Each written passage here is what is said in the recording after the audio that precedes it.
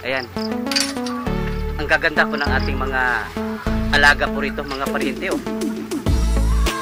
Napakaganda. Wala po tayo nakikita nagkasakit at masiglang-masigla po sila. At makikita po natin dito po sa kanilang malahibo mga pariente, kumikitab. At saka, yan. Ang ganda po ng ating mga ano po rito. Ito po ay mga pre-lay na to, no? Karang, ito po ay ano, pag mangingitlog na po ito. Actually, yung iba po rito nangingitlog na. Kasi ito po ay mga 5 months na. 5 months, 6 months daw. At pag ito ay nangingitlog na,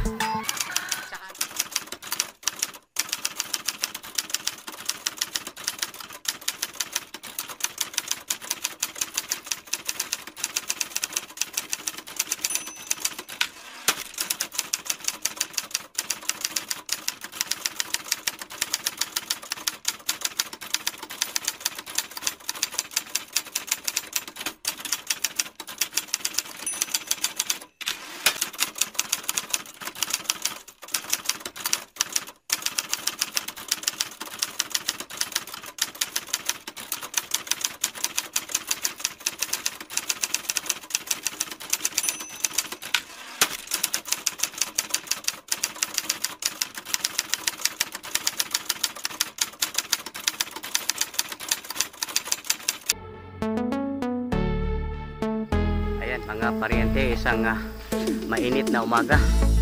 Time check po alas 7:30.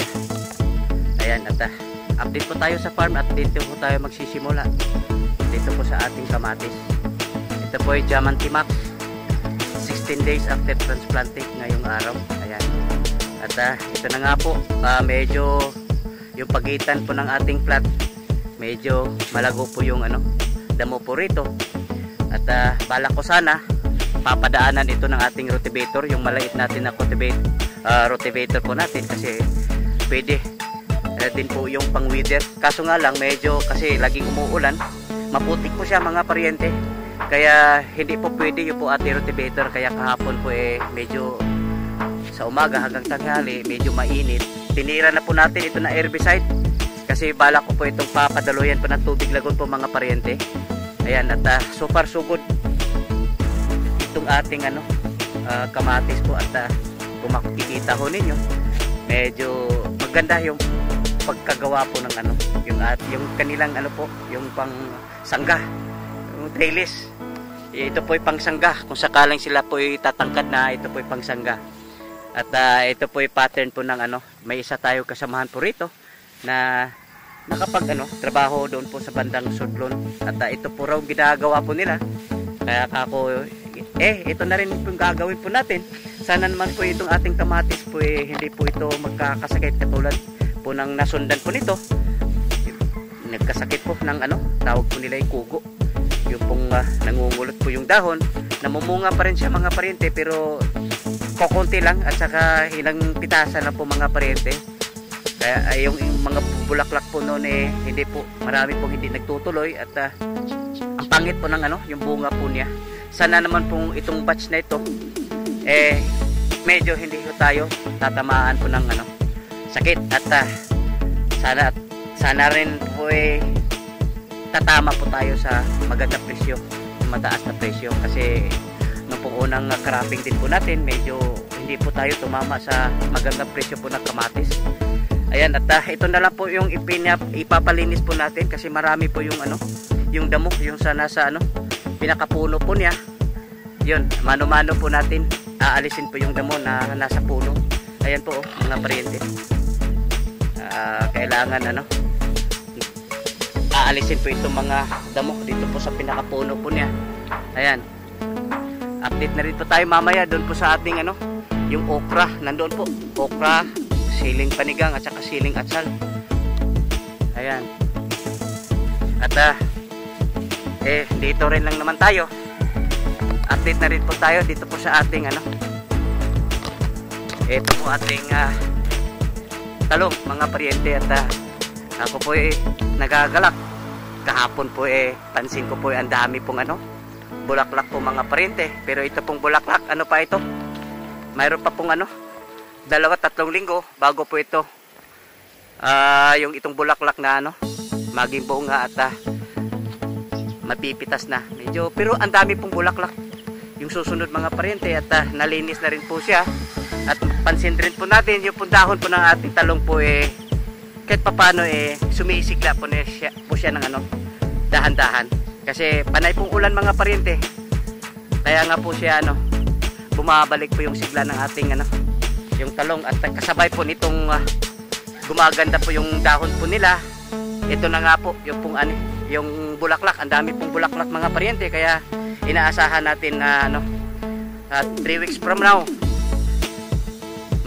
marami na po tayong mapipitas po nito. Kasi kahapon po araw po ng pitasan, mga ilang kilo lang po yun yung napipitas kahapon.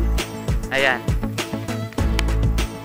mga paryente, update po tayo dito po sa ating ano, yung okra, siling panigang at saka siling atsal po natin, yun nasa pinakadulo. At saka may talong din po tayo doon mga paryente, doon sa dulo. Ayan, ito na nga po yung ating okra. Wala na po ito, matatanda na. Kaso lang wala ho tayong ano, hindi ho tayo nakapagtanim ng kasunod po nito. Kasi doon po sana, yan, doon po tayo balak magtanim po ng okra, yung pong kasunod po nito. Kaso lang hindi pa po tayo nakapagpuna. Ito na rin po yung ating ano, siling panigang mga paryente. Medyo kahapon po ano, nakapagpitas po sila at pansin ko mga paryente, medyo ano, lumiliit po yung ating ano, yung ating siling panigang. Kaya kahapon po nagbigay po tayo dito ng pong synthetic na fertilizer. Binigyan po natin sila ng ano, yung mataas na sa potassium, yung pong winner, powered po ba ng ano, Yara. At pansin natin mga paryente, ang dami pong bulaklak. Kaya marami pa po itong ano, matagal pa po ito mga paryente. Paminsan-minsan bigyan rin naman natin ito ng ano, fertilizer, yung pong kahit synthetic, kasi matagal na rin po ito hindi napapadaluyan po ng ating tubig lagon. Ayan, diretso po tayo doon po sa ating, at saka sobrang sukal na rin mga paryente. Pero marami pa po siyang ano, yung bunga, kasi kahapon po may 2 tudling po yata. Hindi po nila ano, naguna ng bunga dito yata, kasi marami pa po siya bunga. Yun nga lang, medyo yung hindi na po masyadong malaki yung bunga po niya mga paryente. Hindi naman siya sobrang liit, pero hindi katulad po ng naunang mga pitasan po natin na napakalaki. At yun naman po ay normal. Kaya nga po binigyan po natin siya ng abono para siyempre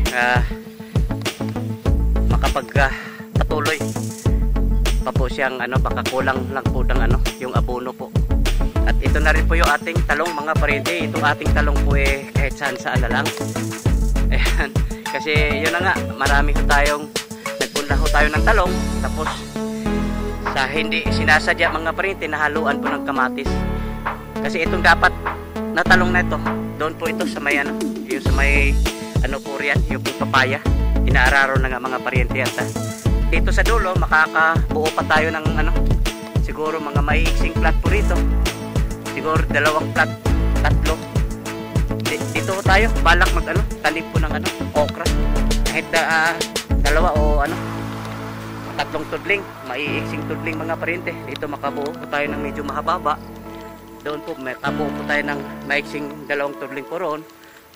Diyan po tayo mag tanim po ng ano, okra. Ayan, doon po sa unahan, dito po sa ating mga ano, papaya po. Dito po tayo mag tanim po ng ano, talong. Medyo malawak-luwak po ito mga paryente. Tingin ko po ano, kulang-kulang 2,000 pong magkasya po rito. Pero itong mga natitirang papaya po rito mga paryente, pag nakapag-umpisa na po tayo makapagpitas doon po sa ating ano, yung batch na susunod po nito, pwede na rin po natin itong isakripisyo. Kasi ganito po kasi mga paryente, pag hindi po natin isakripisyo po itong ano, eto mga papaya, yung pong ating ano, gawing tudling po rito, medyo hindi ko tayo makakakuha doon po sa ating standard na sukat. Mayroon tayong standard na sukat dito po sa ating farm. yung pagitan po makakapasok po yung yung pong traktor para madali lang po siyang magtanggal po ng damo. Kaya pag nakapag-umpisa na po tayong makapagpitas po roon, itong mga natitirang papaya po rito, ito naman po yung mga matatanda na, at saka pansin na rin po natin maliliit yung pong bunga po niya, at saka pangit, pumapangit na po yung dahil po sa katandaan. Kaya pag ito na nga, may sasakripisyo na po natin dito para makagawa po tayo ng yung tudling na ayon po dun po sa ating standard po dito sa farm. Malawak-lawak po ito mga paryente, oh. Kaya siguro mga 2,000 puno magkasya po rito. Ayan. Ayan mga paryente, update po tayo dito po sa ating ampalaya. Ito po yung Galaxy Max. Nakadalawang pitasan na po tayo. Yung pangalawang pitas po natin kahapon lang mga paryente, at nakapag harvest po tayo ng 47 kilos kahapon. Na noong kahapon po ay Martes, nung pong Biyernes po nakapagpitas po tayo ng 26 kilos yung unang harvest po natin. Hindi na po masama yun mga paryente, kasi kaumpisa pa lang po nating mag-harvest, at dito pa lang po yun sa gilid mga paryente, sa gilid pa lang po yung napitas po natin. Hindi pa po yun maakyat, hindi pa po sila nakaakyat po rito sa pinaka taas. Kaya inaasahan natin mga paryente na dadami pa po yung yung po ating ani nitong mga darating na linggo. Ayan. At medyo sa tingin ko mga paryente, ito mas maganda pa po ito dun sa unang cropping pa po natin. Kaya yung unang cropping natin mistisa. Ngayon lang po kasi ako nakapagtanim po ng Galaxy Max, kasi ako po ay isang fan po ng mistisa nung araw pa. Pero ngayon lang po ako, kasi yun na nga, wala nang mabibiling buto na mistisa. Kaya ito po yung nabili ng opisina, at yun, na-amaze po tayo dahil ayan, dito pa nga lang sa gilid mga paryente, oh, ang daming nakabitin. At yung pitasan po natin po 2 beses po tayo magpipitas bawat linggo. Kaya yung pong ating huling pitas kahapon po 47 kilos. Pataas ng pataas pa po yun. Magpipik po tayo doon po sa sampung pitasan. Doon po tayo makakuha po ng yung mga pick po nila.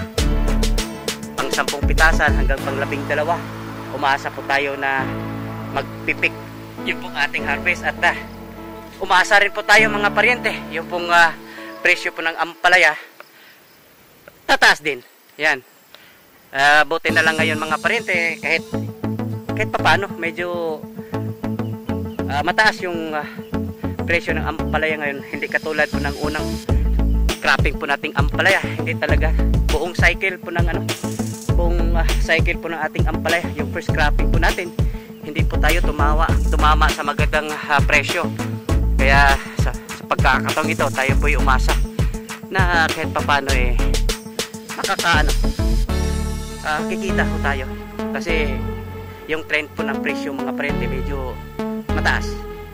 At umasa po tayo na dadami pa po itong ating ani. At panaytingin ko mga paryente kung mayroon pa po bang nagkasakit po rito. At so far so good mga paryente, wala po ako nakikitang kababanggit ko nga lang mga paryente. Ito na nga po, oh. Ito po yung hinahanap ko. Ayan. Ito po yung sinyalis po ng pamamarako. Sisintensyahan na rin po natin ito mga paryente. Pangalawang puno pa lang yan mga paryente. Kaya sisintensyahan na rin po natin yan. Hindi po tayo manghihinayang. Ayan. Ito na rin po yung ating papaya na ini-intercrop po dito sa ating kalamansi. Naku, hindi pa po. Akala ko hindi na po magtatagal, makapag-umpisa na tayong makapagpitas po rito sa ating papaya. Hindi pa po tayo nakapag-umpisa makapagpitas po rito, pero ang lalaki na po ng mga bunga po niya. Kaya ako sabi ko nga kasama din, pero pag mahirapan po kaming magbenta po nito kasi pag ito'y nagsasabay ang dami po nito. Pero sa palengke po ngayon mga parente, madalang na po yung papaya. Kaya tingin ko po hindi po tayo mahihirapan makapaghanap po ng merkado po nito kasi doon sa palengke dito po sa bayan, wala pong gaano nagbebenta po ng papaya. Baka makatsyempo po tayo dito po sa ating papaya. Ayan. At pansin po natin mga parente, ito po ating kalamansi. Ayan, namumuti po. Namumuti sa bulaklak kasi inulan po tayo ng maraming beses po. Kaya napatubigan po siya at yan, ang dami pong namumuti po, ang daming bulaklak mga parente. At dito banda po nakakawa, medyo dumidilaw po siya. Yan. Pero hindi naman ito mamamatay mga parente. Sa kakulangan lang po ito ng tubig. Ayan. Pero makapag-recover din po itong mga ilang puno po rito na yung mga bunga po dumidilaw na yung muga, pero hindi po yun sa katandaan. Yan po dahil sa kakulangan po ng tubig kasi hindi po tayo mga ilang linggo na hindi po tayo nakaranas po ng ulan. Ngayon lang po ito yung ulan, mga ilang araw pa na sunod-sunod po yung ulan mga pariente. Ayan. Ayan mga pariente, update po tayo dito po sa ating sitaw, Japanese cocoa at saka yung po ating upo. Yan, nahanap ko po yung kasi nagpunla po tayo rito mga pariente ng sitaw pa rin. At mga 2 linggo ay ito na nga pala mga pariente, tataas na po sila. Yan po yung sitaw pa rin yan mga pariente. Dito po tayo, dito po natin pinapalagay sa dati pong puno po ng ampalaya. Ito po yung ating kasalukuyan po ngayon mga pariente. Nagpipitas po tayo ng sitaw. Kasi nga pag hindi po ito napitas, kasi yung pitasan po nito mga pariente dapat every other day. Kaya pag may po na kumbaga hindi nakapagpitas po ng sunod-sunod, tumatanda po siya at hindi na po mapapakinabangan. Kaya ito na nga po yung ani po natin ngayon. Kahit ganito lang po sila ilang puno lang po ba ito, pero umaabot pa rin po tayo ng 8 hanggang 10 kilo bawat pitasan po. At ngayon po kitang-kita po natin ang dami pong bunga po niya. Kahit hindi gaano maganda po yung ating sitaw mga pariente, yung pong dahon po niya ang papangit, pero tuloy-tuloy po yung pamumunga po niya. Ayan. At yung po ating Japanese cucumber po riyan mga pariente, medyo tumatanda na rin, kailangan na rin masundan po riyan. At yung pong ating nasa pinakadulo, yan po yung ating upo. Marami pong nakabitin po na bunga mga pariente, pero tingin ko po medyo yung po ating trellis po, medyo nahihirapan po siya sa bigat po ng bunga ng ating upo. Ayan. Yan, ito na rin po yung ating upo mga pariente. Napakasukol po rito.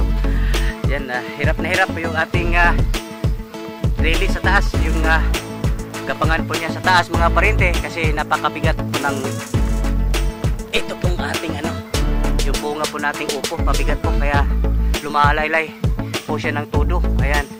Pero nakapag hold pa rin naman po niya yung hindi naman po siya napuputol kasi matitibay po kasi itong banana twine mga pariente. Kaso nga lang sa bigat po ng ating upo, lumalaylay po siya ng todo. Ayan, ito na nga po. Mapapansin po ninyo mga pariente, ang dami pong nakabitin po rito. Pag yan po nagmamature na, check na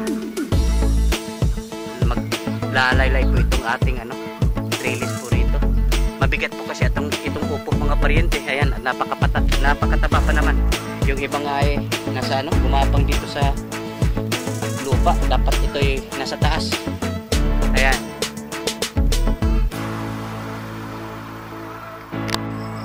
Ayan mga pariente, update na rin po tayo dito po sa ating free range. Ayan, kasi gusto kong makita yung pong ating incubator at saka yung pong ating Yun po ate Asola kasi nung nakarang linggo po ba yun na apat na Asola pans po natin ipunong-puno ng Asola. Kaya kako hindi po nabawasan po yun. Ayan, ito na nga pala. Yun po ating breeders.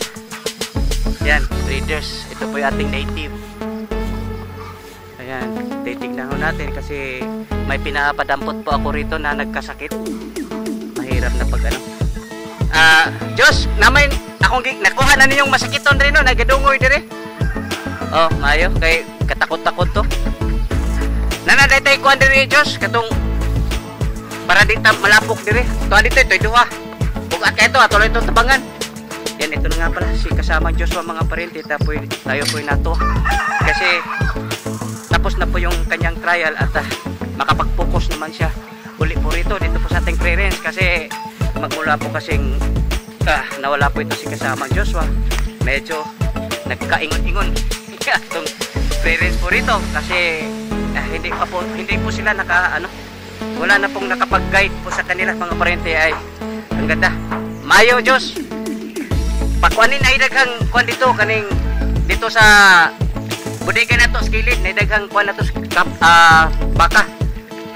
Oh, daghang kay ito nya mo to ipaabunon na diri. Ayan. Mayo kay na kuan, hindi mong gipakuan. Kuan gyud papangusgi gyud kay morning.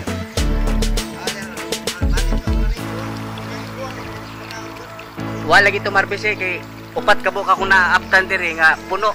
So to maharbise. Ayan, ito na nga pulo pa ating Asola mga parente at bote na napawasan po. Ibig sabihin nakapag-harvest po sila dito. Ayan. Ito lang po kasi isang paraan po natin para makakatipid po tayo doon po sa ating patuka. Kita niyo naman mga parente, ang ganda po ng ating ating Asola pans. Balot na balot po siya kasi yung iniwasan po rito yung pong mapasukan po tayo ng palaka kasi sa tagal po natin nakapag-alaga po ng Asola, yun pong isa sa kalaban po natin yung pong palaka mga parente. Minsan nga mayroon pa rin makakapasok po rito pero malinaw po yung aking instruction po na bawal talaga, hindi po pwedeng may palaka po rito kasi madali lang po silang dumarami mga parente yung pong palaka at yung makikita ko natin pag may yan katulad po yan mga parente yung may puti po riyan yan po yung kanyang kumbaga parang pugad po ng yung mga itlog at saka darating ang araw dyan lumalabas po yung mga tadpoles, yung mga batang palaka mga parente. Ayan. At isa po sa gusto kong makita yung pong ating Diyos. Kumusta atong incubator Diyos? Ha? Pila karong bag-o? Ay gamay ra gyapon. Sige lang, wapa man ta kaabot atong kuan basta control mo 70 grams lang ya. Tingali tong kuan i-control tong lawg dito kay tibanga kay basig na ang problema atong kuan. Yan bitong ba. Yan. Pero dili pa gid mo ay mao. Sige lang kay di pa man ni mao. Di pa man pa man ang Dios. Ang sang pinakakuan katapusan nag-adjust ta sa lawg. Sige. Sir pare. Nanatay na palit nga kuan Dios. Kani i-disinfect ni nato ha. Ato ni siyang limpyuhan niya. I-disinfect din nato. Para mo ato ni puli-puli para makapahuay ni. Kay basig wa diri ang diferensya nasa atong pakaon dito. Kay nikos. Siguro kung wala ko sir kaysa una wala ko kaon. Oo, di piso. Sige magpiso. Kaya pagaya ang karon may problema. Amo ba? Kay kato na ko may control kaon na to. Nya mo dagan gyapon piso. Dagan kito piso mo sa una. Mahorot mo hapon piso. Dagan kay piso. Nya mo to karon na tingap. Asa kan kuan no?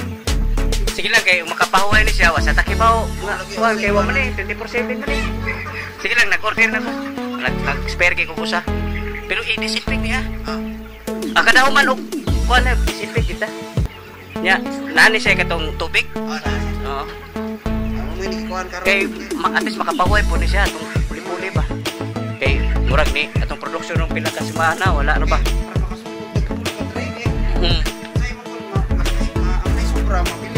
Adili masolo. May nang duha sila kay para gutom sa makuha ng sa isa ka semana masudan na. Medyo kuana way imo nang ibalhin itong mga Waray soldier eh. amo ni disinfect na nimo. Tanawa ko ng limpiwan.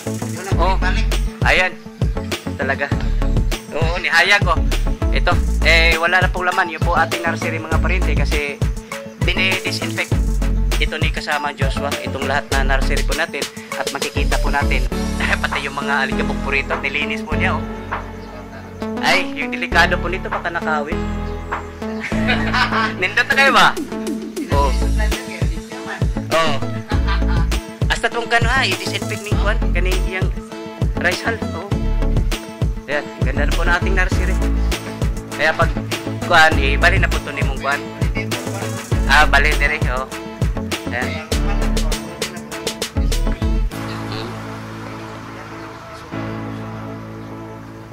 Okay, nindot na niya itong kuhan.